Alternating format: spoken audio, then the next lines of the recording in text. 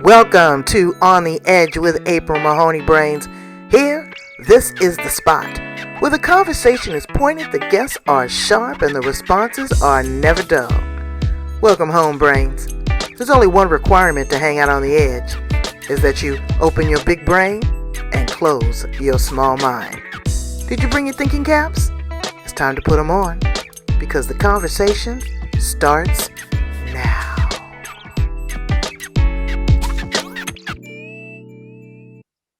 You have such a beautiful smile. Do you? And I don't like smiling.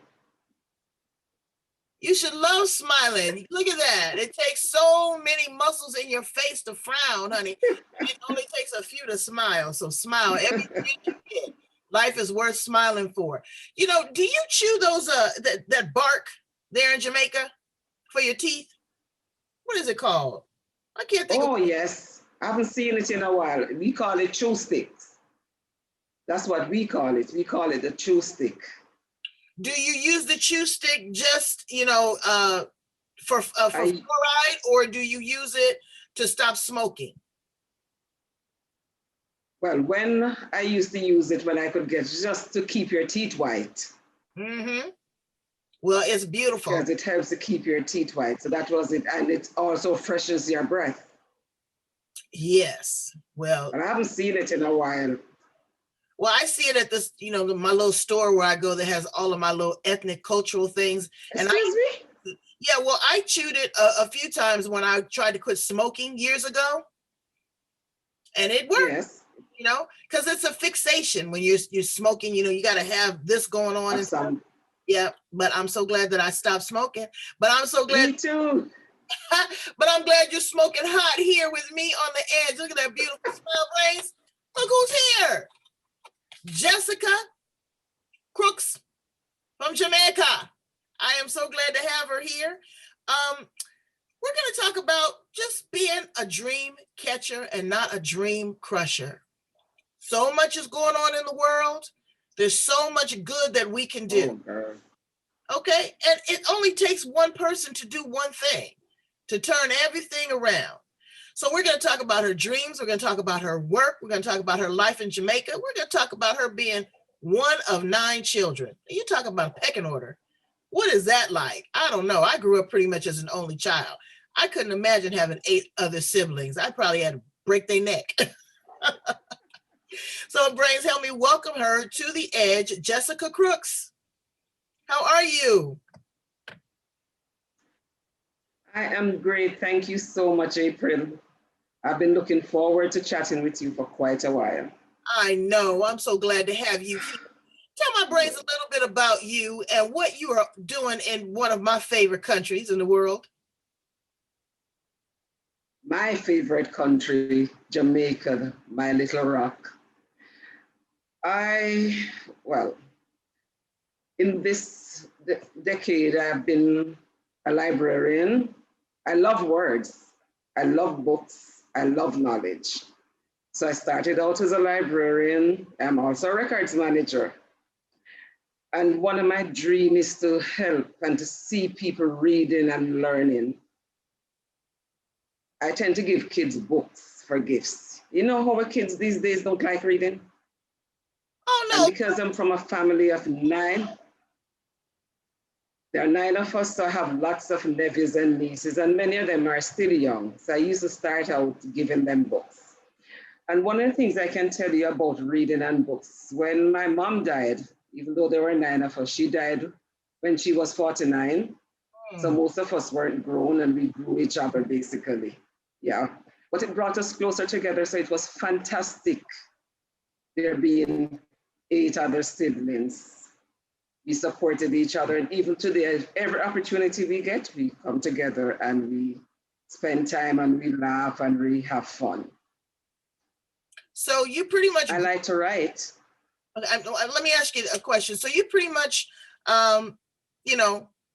grew each other up. You were each other's parent. At one point, somebody had to... Yes, we were. Wow. That's a lot of responsibility. And living in a place like Jamaica is not, like an urban city. It's more A lot of landscape, a lot of yard, a lot of rural. Sometimes it's a lot of poverty. But what I noticed about the people in Jamaica is that I don't care how little you have, it seems like the least amount that you have, the happier you are. Everything is no problem. Everything is yeah, I mean, no problem, no problem, no problem. And I was like, no problem. No, I don't care what it was. It was not a problem. And so grateful and so gracious. When we came to Jamaica for a vacation holiday, my daughter was having trouble reading and having problems in school. And she came and she saw the little girls there and how pristine their uniforms were, and their socks were crisp white, and their shoes were shiny patent leather, and they walked 4 or 5 miles to get to school, and they were so proud. And when Chanel came back, it completely turned her life around. At a little age, she was 9 years old, she saw the value in that. So I can only imagine what it was like to raise one another as siblings, you know, because I'm sure that it was tough for your father and, you know, other kids. It was, but you see, one of the good things about Jamaicans is that we support each other. So neighbors would sometimes check in to make sure everything was fine, and they would want to find out if any of the girls need some help with the combing of their hair and that sort of thing. And that's one of the things why I love Jamaicans. We tend to look out for each other when there really is a need.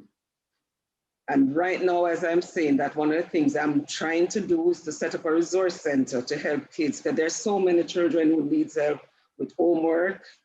They need laptops, they need tablets, because with the COVID, it's very, very difficult for some parents, especially single parent mothers, to find these things. So one of my dreams is to set up a resource center, or to help a resource center so they can provide some guidance and a place for these children. Exactly. And it's, you know, it's the camaraderie. It's the sense of community. It's the sense of giving back. And that's so important when you are a dream catcher. So you say that you were a librarian. And so what do you do now as a career? Now I do indexing. I was not too long ago a property manager. So yes, and I enjoyed it. I like climbing onto roofs and looking to see what kind of damages there are and what needs to be done. But my love is because I love words so much. I love to proofread and I love to index. That is part of my passion. But I have many passions because I'm also helping women as much as I can to have a better relationship with money so that they can manage. Financial independence is so important to me. And I see so many hardworking Jamaican women trying to take care of their children, but they have a poor relationship with money. And therefore they are not managing what they have. So they're constantly in debt and they're always paying a loan because that's the only way they can see to survive. So that's another passion.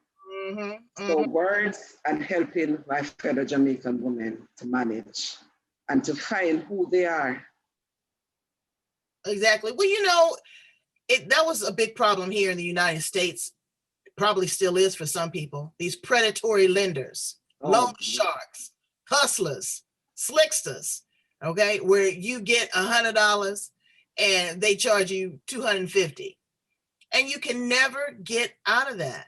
So what women need to learn is how to make money work for you instead of you working for the money. But once you are caught up in this trap, you don't see any way out because you got to keep putting it back in to get it back out, okay? But there is opportunities. Number one is financial literacy. And number two is to put a very important jar. I don't care if you have $20, $5 of that needs to go to the side every time. Because if you don't have your own money, you are a victim. You are a victim of society. You are a victim of your partner. You are a victim of low self-esteem. Money is nothing but a vehicle. You're a victim of your bosses. That's right. You're a slave. No, you're a slave to them. Your bosses will take step with you because they know you need the job. So They know I you. have a number of nieces, and most of them are now teenagers or in their early 20s. And even yesterday, I was saying, no matter what you earn, please put aside a little piece. Just take out, before you even think of the hair and your nails, take a little part and put it aside as investment. It is something that I'm singing because I've said to them, generational poverty should end with my generation. There's enough out there for all of us. I'm not going to die poor. I've made up my mind that I'm not going to die poor, but I'm taking them along with me because they have to learn the value of money. They have to learn how to save. They have to learn how to invest. My mother, and these days I wonder how she did it with nothing, basically, but she saved. So she taught us how to save from we were tiny. I was making my own money from I was 6.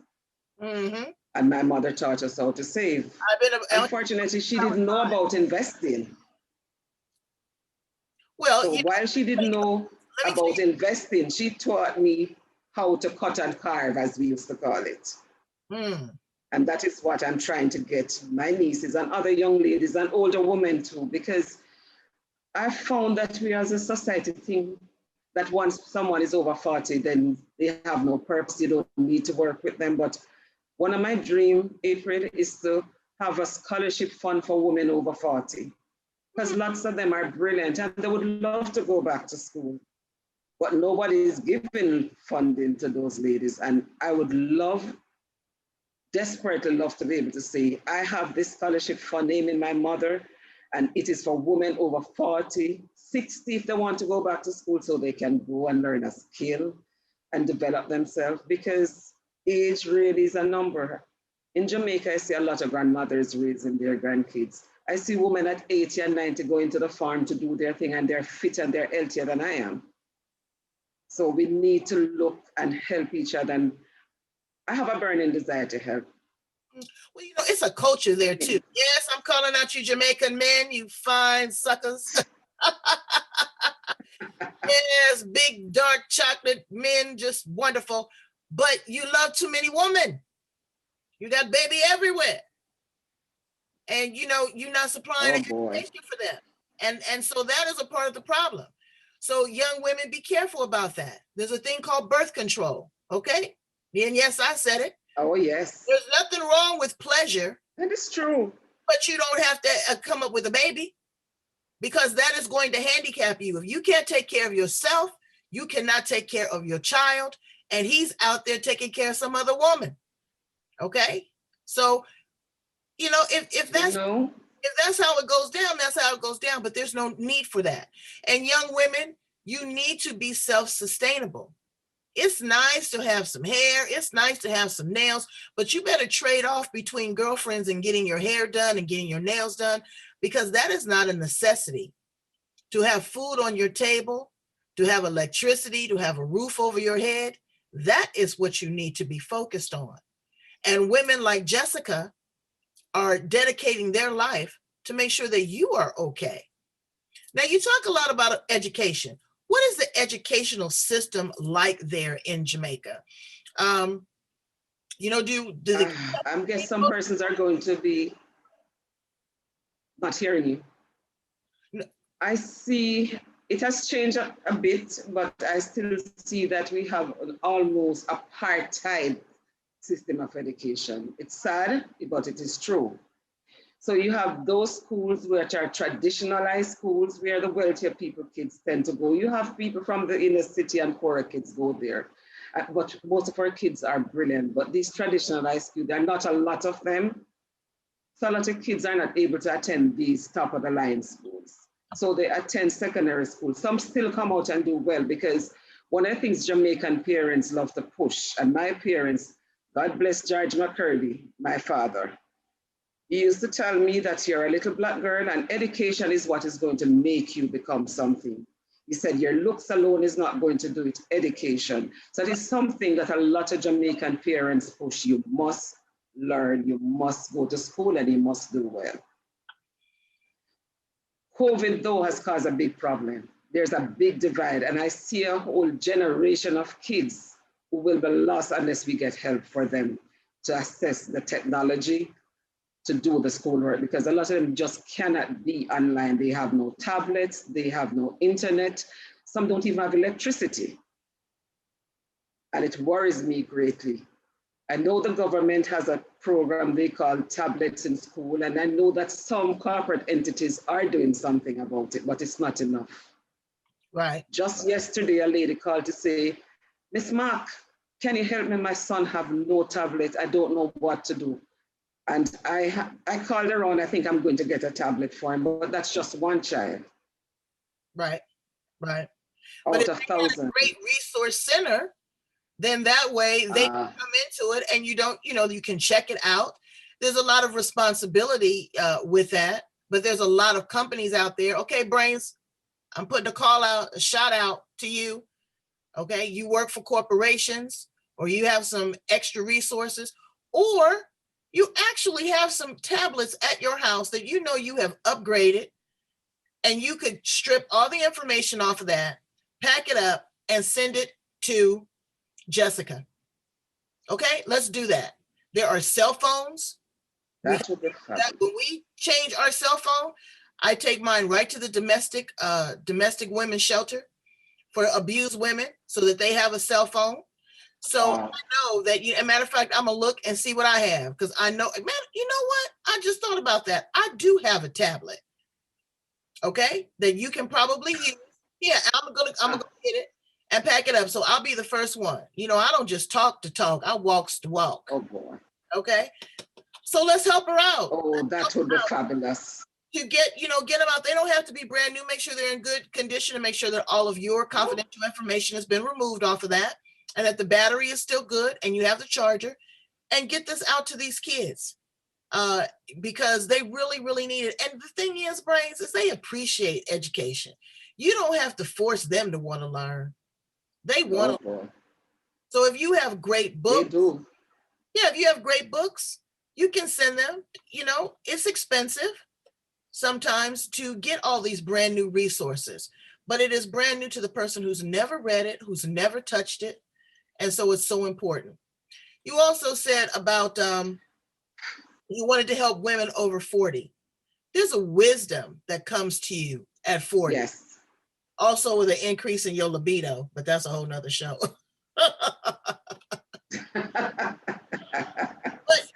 That's another show. There's a wisdom that comes after the age of 40. And so I really hope that you find value in that, young women.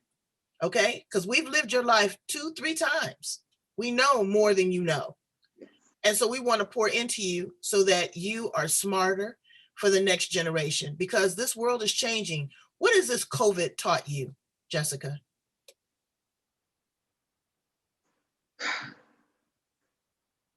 Interestingly, one of the things that I've learned is how much it's important to be each other's keeper, to be our brother's keeper. Because when I keep safe, then I help to keep others safe. And I've had family members who have been seriously impacted by COVID. So I know the value of doing what needs to be done.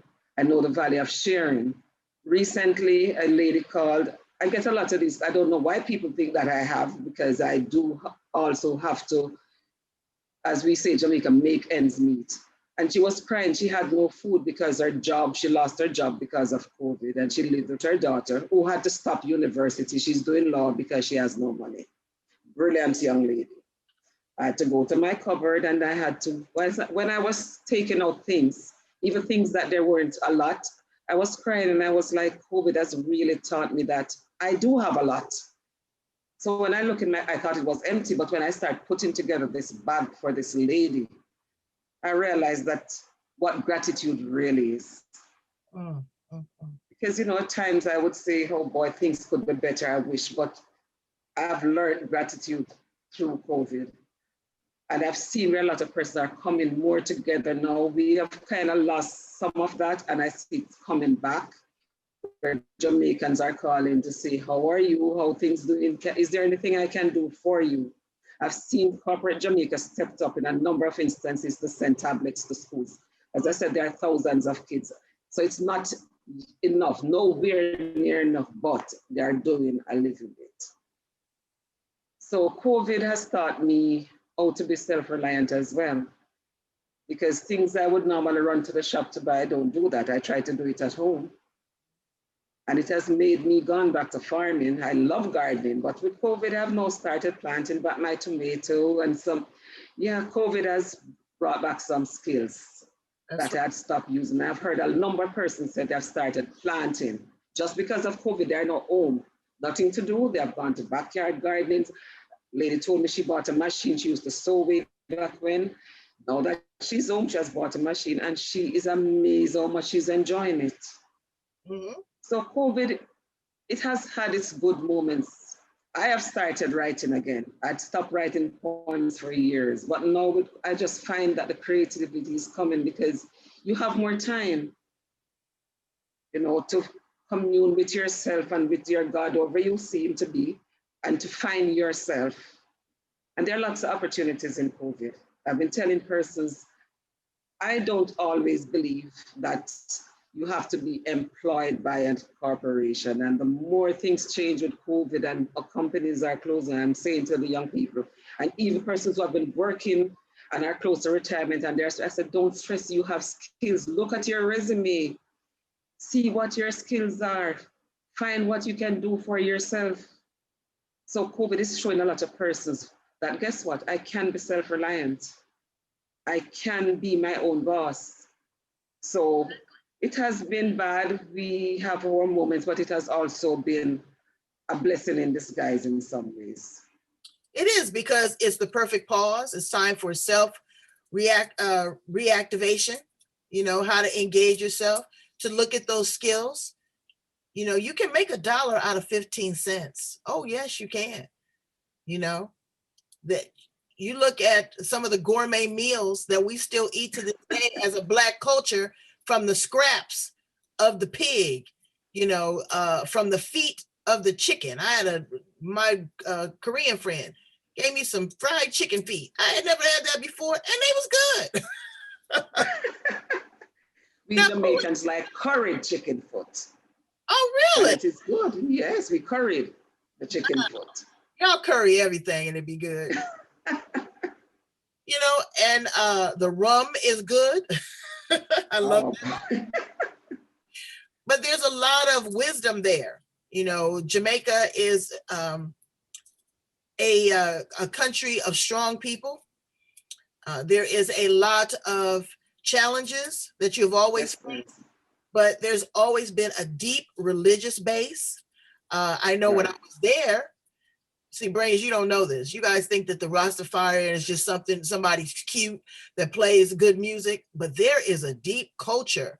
There is a deep spiritual root in that. So when they're smoking the ganja, they're not just doing it to get high. It's metaphoric in a lot of these places. I know my driver said, oh, no, you won't get out and take pictures here. You take your pictures from inside the car. You mind your own business, because it's something different.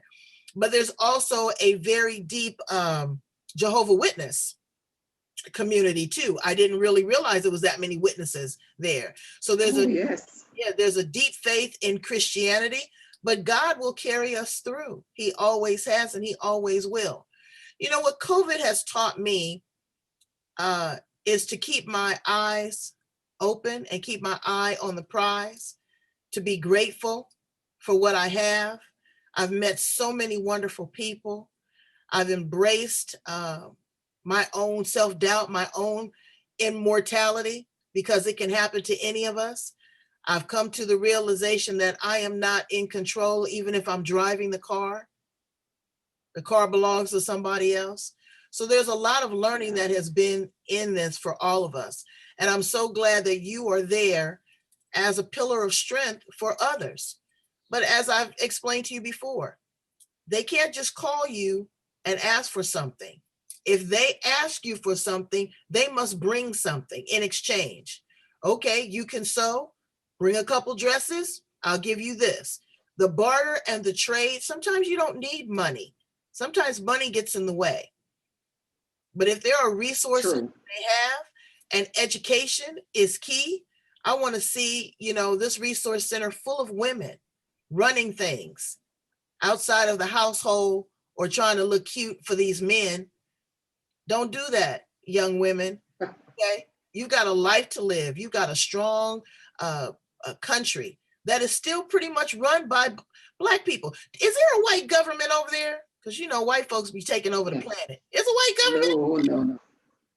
No, it is no, it isn't. It is a Black government. It's run by Black people. Yeah. I mean, you do have some mixed persons in parliament. I'm trying to think, I think there might be just one white person in parliament who's white, and he's married to a Black Jamaican. They've been married for maybe 30 years. So he's very Jamaican, really, but it's a Black government. Yeah, because I follow this one particular page on Facebook. I think it's Jamaica So Nice. And right. And it was really, I was looking at some of the things they were talking about, the politicians and this wearing of the mask. They are not down with wearing the mask. They say that the earth, the herbs, and the sun will protect them. What is it like over there? Is the COVID spreading? I don't know. It might work. Yes, it is. It's at stop, but it is spreading again. So we do have a spike. I think we are now at 200 deaths. But the government is pushing the wearing of the mask. They are pushing it, and I'm seeing where they are now starting to wear it as well. Wait, you said so in public spaces, you are supposed to. I'm sorry, you said you had about 200 deaths? We are now, this morning I read we're now at 200 deaths from COVID, yeah. So it has gotten out of hand. We've got over 200,000. But we are talking about a population less than 3 million. So when you look at it statistical, that's quite a lot. It's really crazy. And then the healthcare system. What is healthcare like in Jamaica? Is it socialized, or do you have to pay to play? Because there's a lot of countries that if you don't have care, there's no service. We have public hospitals, but they're really burdened. And if you need to get certain surgeries, depending on what, it will take a long time because you have to be on this list. But our public health system is not bad. It really is not bad. It's just overburdened because the doctors, there are just so many persons going in, needing help, because there are a lot of poor people in Jamaica, to be honest. And then we do have very good private hospitals, but they are expensive. Mm. The good thing is that we tend, for those persons who are employed, they have good health insurance. Right. But the majority of Jamaicans do not have health insurance, so they have to go to the public health centers. So if you're employed with the, company, say the company that you work with, most of them do provide health insurance as well? Most provide health insurance. For most companies now, you as the worker will pay a portion. Your employer will pay more than you do. So they may pay 60%, you pay 40%. There are a few companies that pay 100% for the staff member, and then you pay for your co-dependent a portion of. Oh, okay. All right. Does that include dental? And that can be helpful. Dental and optical, but the dental and optical is normally lumped together. So it's never enough because optical is extremely expensive in Jamaica. Why is that? Is that because I have friends that they travel to the US to change their glasses when they need to. They get their prescription and they come to the US and get the glasses. Wow. So it's, it's all over the world, brains, struggling to try to stay alive and to survive and to thrive. Well, Jessica, you are just a winner. And I'm going, actually, again, I don't know why I didn't think about that before, because I'm doing some housekeeping and cleaning. So do you need some cell phones too? Yeah. Okay, well, Oh, yes, we do. Some classes are being held on WhatsApp because not all the primary schools especially have internet. So they use the data network and therefore they're having classes on WhatsApp and sending. So yes, cell phones are also needed. Let me ask you one other thing. You said about any kind of electronic devices. You said something too about. Sorry, go again. Okay, you had mentioned also something about electricity. Do you have rolling blackouts? Yeah, some kids don't. Not anymore. It's not that bad anymore. Periodically, you have where the power goes, but there are still some areas in today, 2020, there are still some areas without electricity. And solar is so very expensive because in those areas, it should be easy to put up some solar towers and have these people getting electricity. So there are kids who don't have electricity where they live. They have never had electricity. I read last week where a lady, she used a part of her bar, she has internet and electricity, she has set up a little section with some stools so the kids can come in at particular time during the day to do their schoolwork because they have no light at home, no electricity.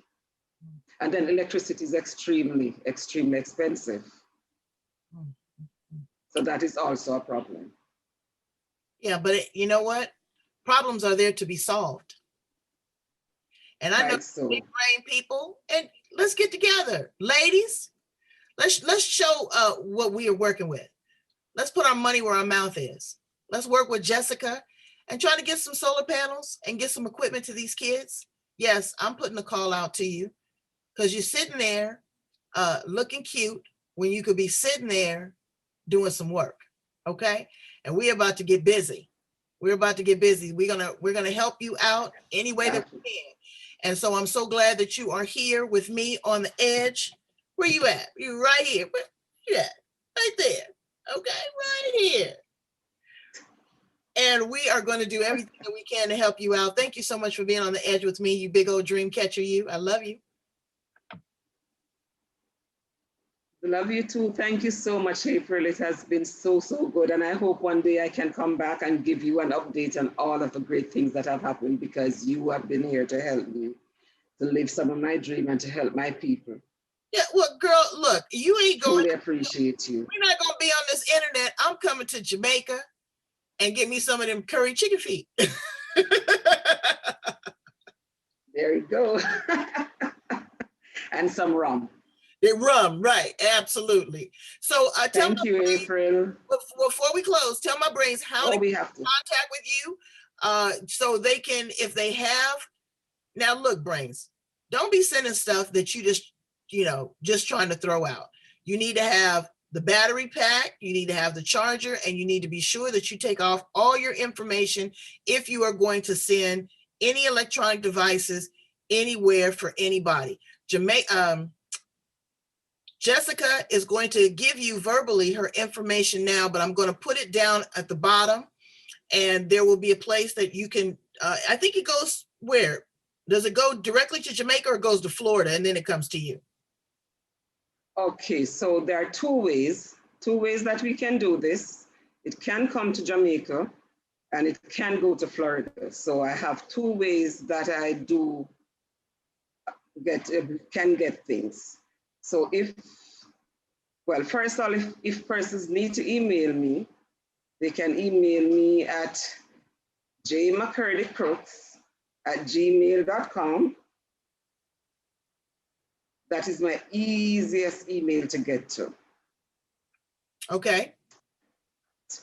Now, if they're sending things to Jamaica, then they can, I'm trying to figure out which is the easier one, really and truly, which is the easier option. Probably the easiest one is to have it go to Florida. Have it go to Florida and then ship to you. But if they are like in the UK or if they're in Canada, it might be easier to send it directly to Jamaica. What do you think?